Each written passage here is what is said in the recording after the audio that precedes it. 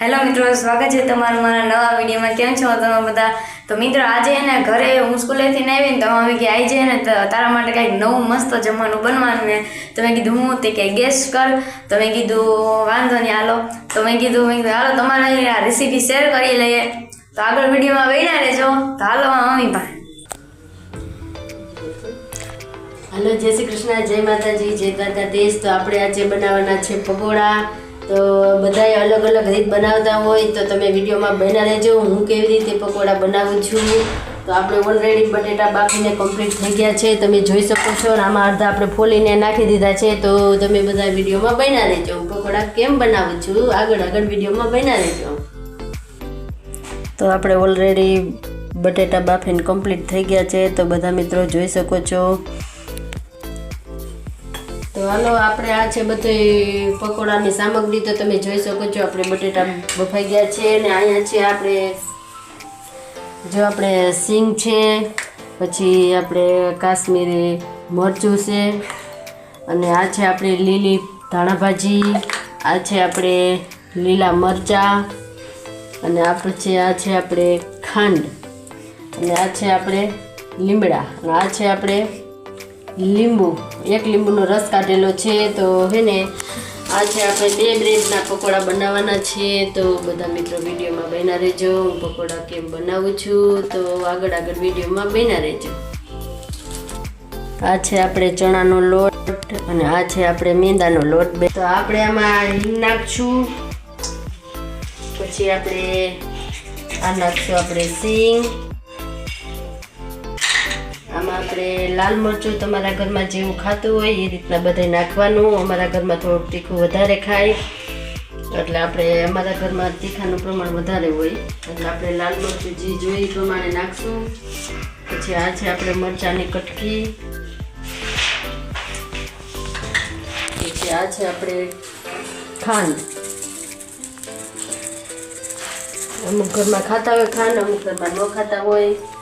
આ છે આપણે લીંબુનો રસ, મેં 1 લીંબુનો રસ કાઢ્યો હતો. ને હવે આપણે નાખશું ધાણા ભાજી.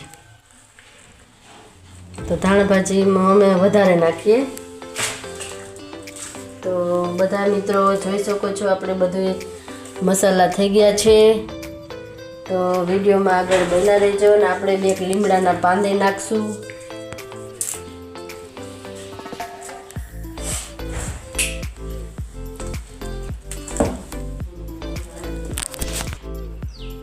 આ છે આપણે લીલા વટાણા. અમે લીલા વટાણા પણ આપણે નાખીએ છીએ, કોઈ ના નાખીએ, પણ અમને હે ને લીલા વટાણા આપણે બાફીને રાખ્યા હતા. અમે વહેલા સવારે બાફેલા છે, કાચા નથી, એટલે આમાં બાફેલા જ બધા નાખજો જેને નાખવા હોય. ને અમે લીલા વટાણા પણ આપણે નાખીએ છીએ, કારણ કે એનો બધો સ્વાદ છે ને બહુ, એટલે બહુ મસ્ત આવે. અમને તો બધાને લીલા વટાણા વધારે ભાવે. તો બધા તમને ભાવે તો નાખજો. બાફેલા છે લીલા વટાણા પણ આમાં એડ કર્યો છે, તો બધા મિત્રો જોઈ શકો છો. તો આ છે આપણે પકોડામાં ભરવાનો મસાલો રેડી થઈ ગયો છે, તો બધા મિત્રો જોઈ શકો છો.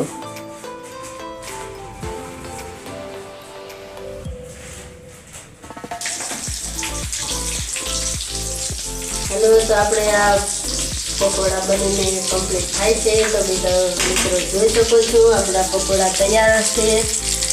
તો જો તરાય છે બધા પકોડા, બધા મસ્ત, એટલે મસ્ત જોઈ શકો છો બધા મિત્રો તમે.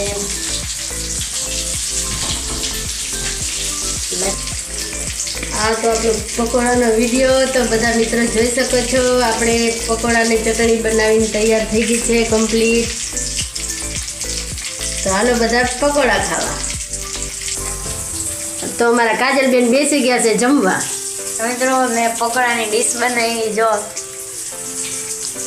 મને આમ બહુ ભાવે, તો તમે આગળ વિડીયોમાં બન્યા રહેજો. અને તમને આમ ભાવે તો મને તો આમ બહુ ભાવે, તમને આમ ભાવે. હાલો બધા મસ્ત પકોડા ખાવા. હાલો બધા મિત્રો પકોડા ખાવા. તો આપણે ઓલરેડી પકોડા બની ગયા છે, તો જો આપણે ચટણીમાં બનાવીને ખાઈ છીએ.